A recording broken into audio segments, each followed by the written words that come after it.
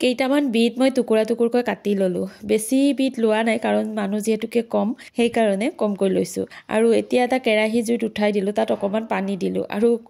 কাটি থোৱা বিটখিনিও ইয়াত উতলিবলৈ দিলো আজি বনাবলৈ লৈছো বিটেৰে এবিধ মিঠাই সেই পিনে বিটখিনি উতলিবলৈ দি মই ইপিনে অকমান নাৰিকল মিক্সি জাৰ এটাত দি পিচি ললো বিটখিনি উতলাই লোৱাৰ এটাই কাৰণ কেঁচাই কেঁচাই দিলে এটা কেঁচা কেঁচা ভাব আহিব আৰু এয়া মোৰ নাৰিকলখিনিও পিছা হৈ গ'ল আৰু এই পিনে বিটখিনিও উতলাই লোৱা হৈ গ'ল আৰু এতিয়া অকমান সময়ৰ কাৰণে থৈ দিম ঠাণ্ডা হ'বলৈ আৰু বিটখিনি ঠাণ্ডা হোৱালৈকে মই আৰু এটা কেৰাহী জুইত উঠাই দিলো এইবাৰ ইয়াত মই অকমান চাউলৰ গুড়ি গৰম কৰি ল'ম আৰু যদি চাউলৰ গুড়ি নাথাকে তেতিয়াহলে সুজিও ব্যৱহাৰ কৰিব পাৰি এইবিধ মিঠাই বনোৱা পদ্ধতিটো অৱশ্যে মই ইউটিউবৰ পৰাই পাইছো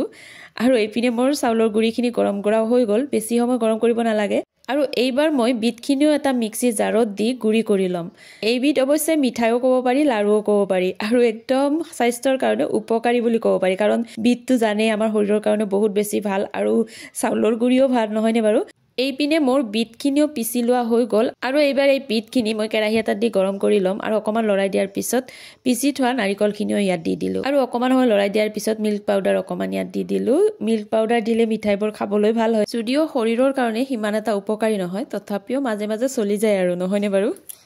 আৰু গোটেইবোৰ লৰাই দিয়াৰ পিছত এইবাৰ মই ইয়াত গুড় অকমান দি দিলো আৰু গুড় নিদিলে কোনোবাই যদি গুড় খাই বেয়া পায় তেতিয়াহলে চেনিও দিব পাৰি এতিয়া আকৌ অকমান সময়ৰ কাৰণে লৰাই দিয়াৰ পিছত মই চাউলৰ গুড়িখিনিও ইয়াত দি দিম এতিয়া জুইকুৰা অকমান কমাই দি অকমান বেছি সময়ৰ কাৰণে লৰাই থাকিব লাগিব আৰু মই লৰাই দিয়াৰ পিছত অকমান চাউলৰ গুড়ি কম হোৱা যেন পাই আৰু অকমান দি দিলো আৰু এতিয়া গোটেইখিনি অকমান সময়ৰ কাৰণে লৰাই থাকিম আৰু লৰোৱা হোৱাৰ পিছত মই ইয়াত অকমান ঘি দি দিলো ঘিখিনি দিয়াৰ পিছত আকৌ অকমান সময়ৰ কাৰণে লৰাই থাকিম আৰু এইখিনি সময়ত কিন্তু এটা কথা মনত ৰাখিব লাগিব জুইকুৰা একেবাৰে কমকৈ দিব লাগিব নহলে লাগি যাব পাৰে আৰু আমি নাৰিকলৰে হওক সুজিৰে হওক লাৰুবোৰ বনালে যেনেকুৱা এটা সময়লৈকে ভাজি থাকিব লাগে সেইখিনি সময়লৈকে ভাজি থাকিব লাগিব